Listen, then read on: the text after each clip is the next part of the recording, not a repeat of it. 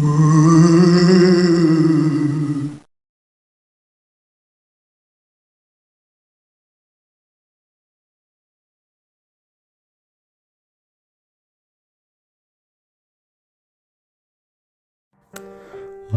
buenas noches, hijos de demonios, y muy buenas noches, compañeros.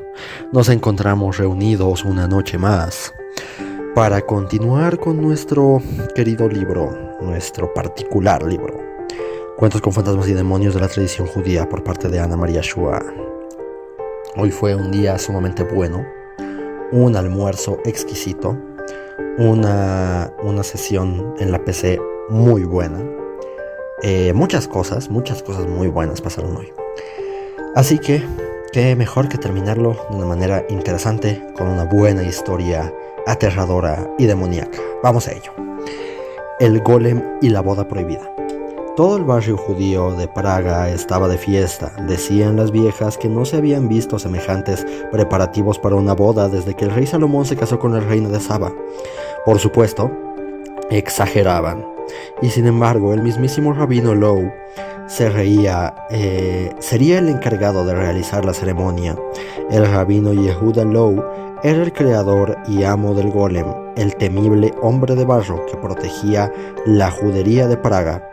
Y sin embargo, 5 costureras ayudaban a la modista que estaba cosiendo el traje de novia. Las 5 muchachas habían hecho correr rumores sobre la cantidad de hilos de oro y plata que adornaban de esa tela y el tamaño de las perlas que cerraban el escote. Se decía que la modista había contratado una recamadora extranjera, experta en el arte de dibujar figuras entrelazando los hilos de oro en el tejido. Se decía que era la recamadora de cierta princesa europea. Se decía también que la extranjera había sido despedida por haber sido sorprendida enrollándose con un valioso hilo de oro en el tobillo bajo su larga falda. Pero las críticas no eran severas y los comentarios no eran malintencionados, porque los jóvenes se iban a casar y pertenecían a 2 familias muy queridas en la ciudad. Tanto los Pashkus como los Hillel eran correctos en sus negocios, amables con sus vecinos y generosos con los pobres, quienes compartían siempre la 10ª parte de sus ganancias, como lo manda la ley. Y este es un mandato difícil de cumplir para los ricos, porque es mucho más fácil partir un pan en 10 partes y darle un trocito a un pobre que repartir la 10ª parte de un arcón lleno de monedas de oro.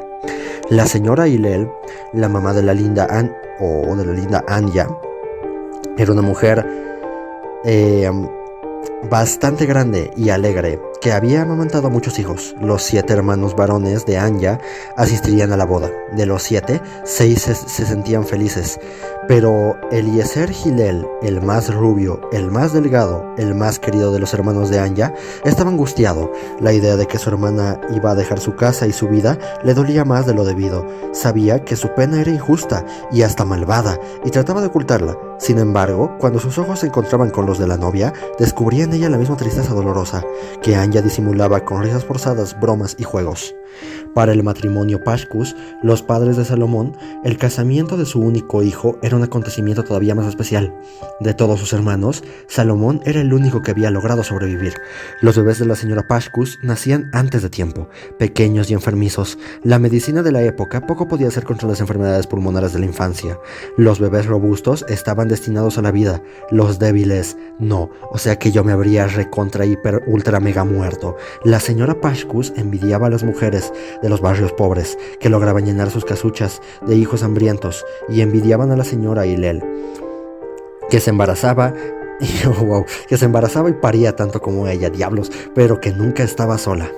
A pesar de las riquezas del señor Pashkus, a pesar de las sedas del oriente con que se vestía su mujer, a pesar del lugar privilegiado que ocupaban en la sinagoga, a pesar de las grandes chimeneas que daban calor a su hermosa casa, a pesar de que, además de la leche de su propia madre, podían contratar las mejores nodrizas de los muchos hijos que tuvieron, solo el bueno y grandote de Salomón sobrevivió a los terribles inviernos de Praga y fue el único que pudo llegar a decirles mamá y papá. Para los Hillel, esta era una boda más, una alegría más en esa familia grande y ruidosa. Algunos de los hermanos de Anya estaban cansados y tenían sus propios pequeños. En cambio, para los Pashkus, el casamiento de su hijo era un suceso único que les producía una emoción enorme. dulce y agria al mismo tiempo. Pero se sentían felices de que los novios hubieran decidido vivir en su casa. La señora Pashkus soñaba con tener muchos nietos corriendo por las grandes habitaciones vacías. El contrato de matrimonio ya había sido redactado. Lo que más se desea es lo que más se tarda en llegar, pero al fin todo llega y al fin todo se va. Los viejos lo saben bien, por eso no tienen apuro. Así llegó también la fecha de la ceremonia. Eran los primeros días de la primavera, empezaba el deshielo. Los invitados se preguntaban cuánto habría pagado los padres de Anya para las flores, tan difíciles de conseguir en esa época del año, que adornaban el templo. 7 flautistas y 2 tañedoras de cítara colmaban el espacio con música con música tan dulce que la novia, al comenzar la ceremonia, no pudo evitar que su corazón empezara a derretirse en su pecho. Anya no se sentía feliz, no podía saber por qué y ni siquiera se atrevía a decirlo. Conocía a Salomón desde pequeña, lo estimaba, confiaba en él, pero le aterraba la idea de encontrarse en sus brazos desde que estaban prometidos, es decir, desde que las dos familias habían llegado a un acuerdo. No había podido ver a su novio ni hablarle a solas. Por eso, no podía imaginarse que la dulzura de la música estuviera provocando en Salomón un efecto tan parecido. Los ojos del muchacho se llenaban de lágrimas, que no eran de emoción ni de alegría, y que se veía obligado a contener y a ocultar, porque los hombres no lloran en su boda, a menos que estén arrepentidos. El Rabí Low comenzó la ceremonia. Se sentía feliz de unir a estos dos jóvenes de su comunidad a los que conocía desde niños. Su extraño sirviente de arcilla, José el Golem, parado en un rincón, miraba sin ver con sus ojos vidriosos. De pronto, cuando llegó el momento de recitar la bendición, el rabino sintió que un frío extraño erizaba su piel, como si un aliento helado cayese sobre él a través de una puerta invisible, abierta en mitad del aire. Y algo había atravesado esa puerta, algo que nadie podía ver, pero que hacía sentir de otro modo su presencia. Algo había atrapado ahora el brazo del rabino, clavaba sus garras en él y lo hacía temblar. Sin pensar en lo que estaba haciendo, el rabino Low intentó sostener la copa oponiéndose a esa fuerza antinatural, pero algo lo obligó a volcarla, y la copa cayó al suelo, rompiéndose en 3 pedazos. Todo había sucedido en un instante, tan rápidamente que nadie más se dio cuenta. Y el mismo Rabino Low, a pesar de ser un experto en la magia de la Kabbalah, dudó de que realmente hubiera sucedido. Nuestro rabino es un hombre sabio, pero también es un hombre viejo, pensaron muchos de los invitados. Su mente no duda, pero sus manos tiemblan, y le alcanzaron otra copa de vino. La copa volvió a romperse contra el piso. Esta vez el rabino palideció. El soplo helado que salía de la puerta invisible recorrió las filas de los invitados. La alegría empezaba a transformarse en temor. 2 veces el rabino Low había dejado caer la copa. Mal comienzo para los jóvenes esposos, mal presagio. Entonces el golem fue enviado por su amo al sótano a buscar más vino. José, el golem, el hombre de barro creado por el rabino Low, no era un invitado como los demás. A donde fuera, todos los ojos seguían su marcha torpe y decidida, sin voluntad propia. Esta vez los ojos de los mirones se olvidaron de parpadear cuando José el golem inició una extraña conversación muda con alguien a quien no podía ver. Por más que esforzaban la vista, no se sabía quién era quien contestaba al ser con quien el golem hablaba, que no tenía el don de la palabra. Parecía intercambiar ademanes. Al llegar a la puerta del sótano, José el golem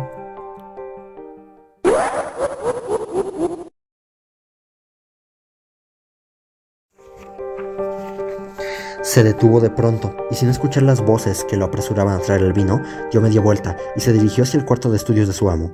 Allí escribió unas palabras en un trozo de papel. Su mano se movía como si otra mano más hábil estuviera sobre ella, guiándola trazo por trazo. Después volvió hacia su amo y le entregó el papel. El rabino Low leyó para todos, con una voz de la que intentó eliminar todo temblor, el terrible mensaje: esta boda está maldita, y maldito sea quien intente realizarla. Rabí Low consiguió controlar su propio terror. Como guía espiritual de su comunidad, estaba obligado a ser más fuerte que los otros, a tranquilizarlos y a protegerlos. Una mirada le alcanzó para entenderse con su horrible sirviente, el hombre de barro. El rabino informó brevemente a los presentes que la ceremonia de bodas no podía realizarse ese día. Pidió a los padres de los novios que se repartieran entre los pobres la comida que había preparado para el banquete de bodas. Y les dijo a todos los invitados que volvieran al día siguiente a la sinagoga para rezar la oración de la mañana y para explicarles lo que había pasado. ¿Pero qué estaba pasando? El gran rabino Yehuda Low No tenía, por el momento, ni la menor idea. Los hombres y mujeres de la comunidad salieron asustados de la sinagoga y se fueron a sus casas a quitarse la ropa de fiesta. Los familiares de los novios lloraban. La señora Pashkus, la madre de Salomón, creía estar sufriendo otro injusto castigo del cielo. Los novios, asombrosamente, eran los únicos que no parecían afectados. Y uno de los hermanos de Anya, el callado Eliezer, se iba de la sinagoga sintiendo un alivio enorme, solo que ese alivio le parecía al mismo tiempo una sensación perversa. Nada tenía en contra de Salomón, un muchacho fuerte y grande, que más de una vez lo había defendido contra las bromas pesadas de sus propios hermanos. Eliezer decidió hablar al día siguiente con el rabino para descargar su pesado corazón. Cuando todos se hubieran alejado, el milagroso rabino, acompañado por el golem, salió del templo. Allí, frente a la ventana, conversó largamente con un espíritu, al que no podían ver ojos humanos, excepto aquellos entrenados en las artes del misterio. Después volvió a entrar y pidió a sus ayudantes que colocaran un tabique de madera en un rincón de la sala. Algo debía ocultarse detrás, de modo que solo su voz pudiera escucharse. Algo demasiado horrible para que los mortales pudieran verlo y soportar su aspecto. A la mañana siguiente, todos estaban otra vez allí. Esta vez no eran solamente los invitados de la ceremonia y sus familiares, solo los que eran demasiado pequeños o demasiado viejos para caminar, solo los enfermos o los parturientas faltaban de la sinagoga. Todo el resto de la comunidad judía de Praga estaba presente. Terminado el servicio religioso de la mañana, Reb Yehuda Low y otros 2 rabinos, los jueces ayudantes, se quitaron sus mantos de oración y se sentaron a una mesa. Se había formado el tribunal. Un acusado estaba a punto de ser juzgado, pero ¿quién? ¿Quién había cometido un pecado tan horrendo como para que la boda fuese maldita? Todos los presentes temblaban por dentro y repasaban la historia de sus vidas. ¿Quién es del todo inocente? Se miraban unos a otros, miraban a Salomón y Anya, a sus padres y a sus hermanos, buscando en los demás la mancha de un pecado peor que aquellos que por sí mismos habían cometido. El pobre Eliezer, el más querido de los hermanos de Anya, temblaba como ninguno y parecía a punto de llorar. Entonces el gran rabino de Praga alzó la voz, como solo él sabía hacerlo, y ordenó al golem, su misterioso sirviente de barro, que fuera enseguida al cementerio. Toma mi bastón, ve hasta la tumba de Yana Resnik, golpea 3 veces sobre la piedra, y que la muerta despierte de su sueño, porque debe ser juzgada. Los judíos de Praga estaban aliviados y aterrados. Si no se tratara del creador del golem, hubieran pensado que su rabino se había vuelto loco. Jamás se había escuchado que un tribunal juzgara a un muerto. Yana Resnik había sido una partera muy conocida y apreciada. Vivió tantos años que había ayudado a nacer a muchos abuelos. ¿Qué? Bueno, sí, supongo que sí. Vivió tantos años que había ayudado a nacer a muchos abuelos y también a sus nietos, pero estaba muerta y enterrada, desde hacía más de 15 años. Ni siquiera aquellos que la habían conocido y apreciado en su vida deseaban volver a verla en su actual estado. Por el momento no podían hacer más que esperar y esperaron. Un silencio duro. Media hora después, la puerta del templo volvió a abrirse con un sonido parecido a un lamento. Los presentes sintieron otra vez, con más intensidad, ese soplo frío que les había helado la piel el día de la boda. Como si en vez de abrir la puerta de la sinagoga, un día de primavera se hubiera abierto la puerta en la eterna desgracia. No era solo el frío, era sobre todo el olor. El aire que entraba era helado y sofocante al mismo tiempo, como si se hubieran reunido en él los vapores de la putrefacción de la carne mezclados con un aroma espeso a tierra mojada, a raíces y a hongos. Todos entrecerraron los ojos mientras los pasos pesados del golem avanzaban hacia el rabino. Un golpe los hizo abrirlos nuevamente. José, el golem, había golpeado contra el tabique de madera, como para mostrar a su amo que sus órdenes habían sido cumplidas. Allí estaba Yana Resnik, partera, muerta hace 15 años. Atrás, espíritu o cadáver. Uno de los niños más pequeños que estaba cerca del tabique quiso ver lo que había detrás, y la madre consiguió retenerlo justo a tiempo con un abrazo desesperado. De pronto oyeron otra vez la voz del santo rabino que ordenaba: Yana Resnik, espíritu o cadáver, nosotros, tribunal de este mundo, te ordenamos que hables y nos digas la verdad que durante tanto tiempo ocultaste. Un aullido largo y doloroso salió desde atrás del tabique de madera, que parecía ahora ser la fuente de todos los olores repugnantes de la tierra. Perdón, rogó el espíritu, por la piedad de Dios, por la piedad de los hombres. Perdón para un alma que no tiene descanso de su propia muerte. Perdón para un alma que desde hace 15 años se revuelve enterrada con su cuerpo. Perdón. El perdón es posible para los que hablan con la verdad, dijo el Rabí Low. Entonces, mezclado con su relato, unos gritos horrendos torturados que aprisionaban el corazón y detenían el paso de la sangre. Jana Resnick, la partera, contó su verdad. Y su verdad fue una noche terrible, una madrugada de relámpagos, de viento y lluvia. Una de esas noches de tormenta que, vaya a saber por qué, impulsaban a los bebés a escapar de los vientres de sus madres. Así, en la misma noche, nacieron los hijos de 2 mujeres, a las que ella atendía. Uno de ellos había nacido con sus 9 meses cumplidos en el refugio. Caliente de su madre, era fuerte y robusto, como todos sus hermanos, y se chupaba vorazmente el dedo gordo. Era el hijo de la señora Hillel, la madre de la novia. El otro había nacido, igual que sus hermanos, antes de que su día estuviera marcado. Pequeño y débil, apenas tenía fuerzas para mover su cabecita tan grande y pesada. Difícilmente podría resistir el invierno. Era el hijo de la señora Pashkus, a quien ya se le habían muerto así 5 bebés en los primeros meses de vida. Jana Resnick, la partera, tuvo piedad sobre la señora Pashkus y de su pena terrible, ese dolor que volvía a empezar casi cada año con una nueva esperanza. En el silencio de la noche, cuando de las 2 familias estaban descansando, cambió los bebés. Cada mujer amamantó al niño que creía suyo, sin pensar que en realidad estaba criando el hijo de otra. Y con todas las expectativas, los 2 bebés sobrevivieron. La partera guardó el secreto en vida y se lo llevó con ella a la tumba. De modo que Salomón, el novio, el hombre que había estado a punto de casarse con Anya, era en realidad su propio hermano, Salomón Hillel, y Eliezer, el supuesto hermano, era en realidad el hijo del matrimonio Pashkus. No tenía con Anya ningún parentesco. Esa fue la confesión del espíritu, que durante 15 años había revolcado en su tumba sin descanso. Gracias al Rabbi Low y su golem, se le dio la oportunidad de detener la boda y reparar el daño del que era culpable. Cuando terminó de hablar, la voz agonizante de Jana, la partera, se convirtió en un llanto violento, desesperado, y todos los hombres y las mujeres que llenaban el templo lloraron con ella. El milagroso rabí de Praga consultó con los otros jueces. Fue su decisión que Jana Resnick, partera y muerta, implorara el perdón de los novios. Así lo hizo y fue perdonada. Entonces, un enorme paz se descendió sobre la sinagoga. El olor a muerte y putrefacción desapareció y fue reemplazado por un perfume extraño y delicioso. Aprovechando que el asombro había aflojado el abrazo de su madre, el chiquito curioso saltó hacia adelante y derribó el tabique de madera. Detrás no había nada. Allí mismo dispuso el Rabbi Low la boda de Anya y Eliezer.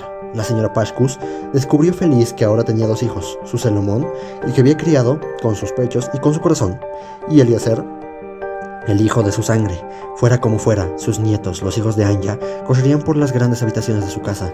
La señora Hillel se reía contenta porque siempre había sentido un afecto especial por el bueno y grande Salomón, tan parecido a sus otros hijos, y también porque los hijos de Anya y Eliezer serían doblemente suyos, y también porque la señora Hillel era así, y todo le parecía un buen motivo para reírse fuerte y para comer una buena comida, rica, abundante y nutritiva, que fue exactamente lo que hicieron las 2 familias y sus invitados al salir de la sinagoga. Supongo que el único que no la pasó bien habrá sido Salomón, güey, porque no mames, habrá dicho como de que, no manches, güey, todas estas noches me la estuve moneando, me la estuve mequeando, pensando en mi hermana.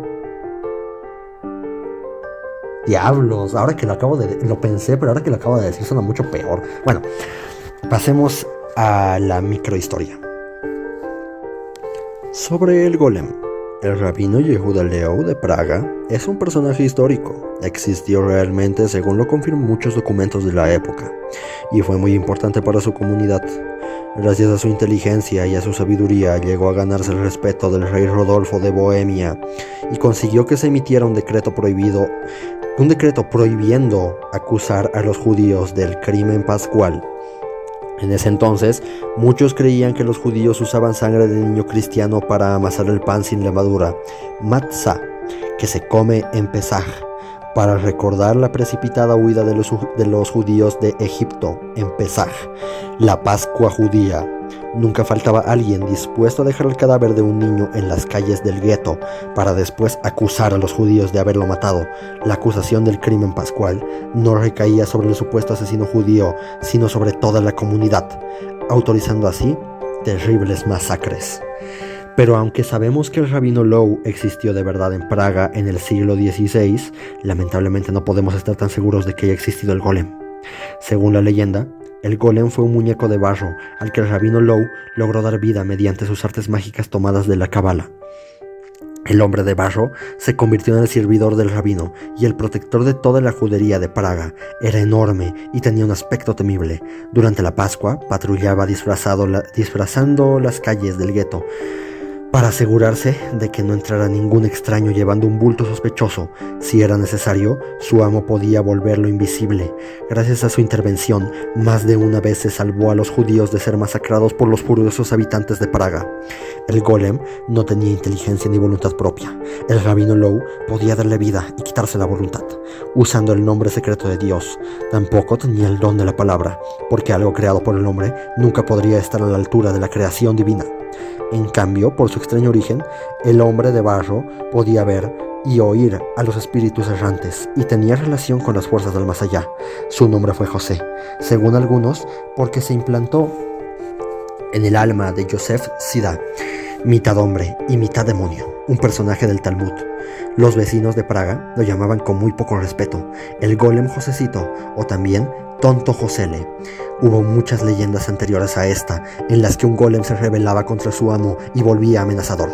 Pero el de Praga jamás dejó de obedecer a Rabí Liu, y cuando su ayuda ya no fue necesaria, el rabino le ordenó subir al desván de su casa y quedarse allí. Y allí debe estar todavía, en alguna antigua casa de Praga, o entre sus ruinas, esperando el día del juicio final para volver a levantarse.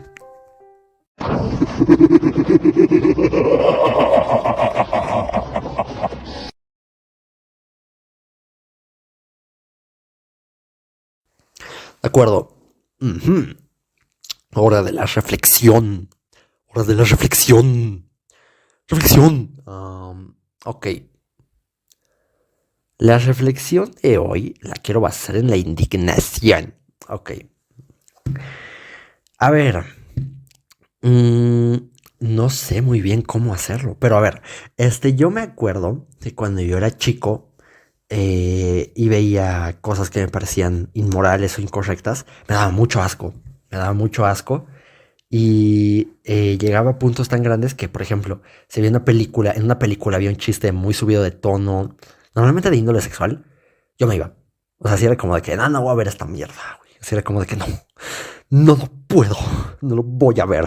Tengan en cuenta que tenía como 8 años, así que, ok.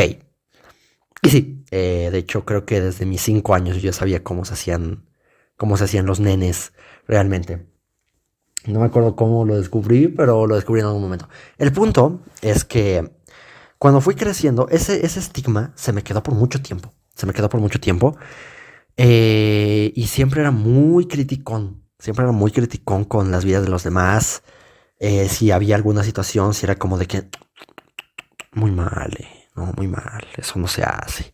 Pero ahí es donde en algún momento alguien me dijo, oye cabrón, ojalá tú nunca lo hagas, tanto que ladras y ladras, ojalá tú nunca lo hagas, porque no mames, eso te dejaría como un completo hijo de la chingada.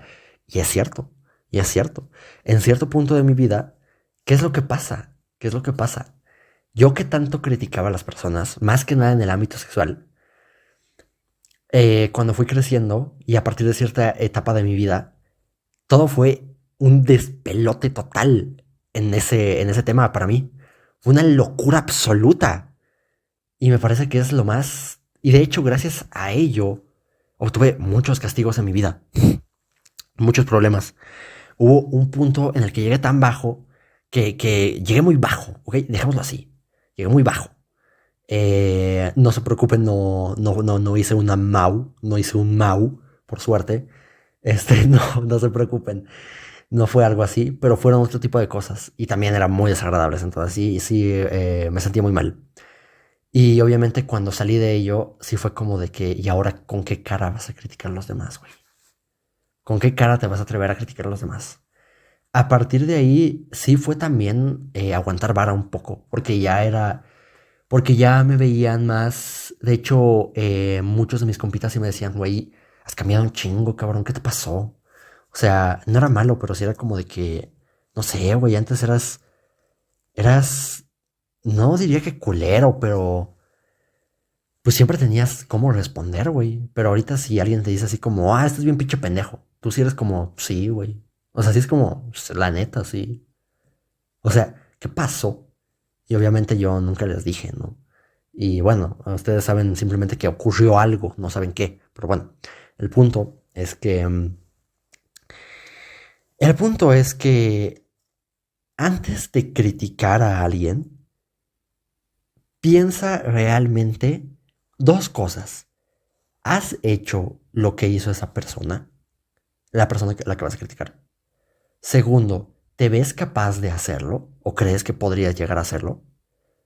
Si la respuesta a ambas es no, entonces de cualquier modo te aconsejo no criticar a la gente, a menos que obviamente te sea algo que te afecte personalmente. En ese caso, pues, sí, yo creo que sí. Yo creo que es algo natural. Si alguien te da un golpe en el estómago y luego se va corriendo, yo creo que tienes todo el derecho de decirle, ¡Iche puto! ¡Iche puto! Pero pues, obviamente lo más óptimo sería no hacerlo, no lo sé.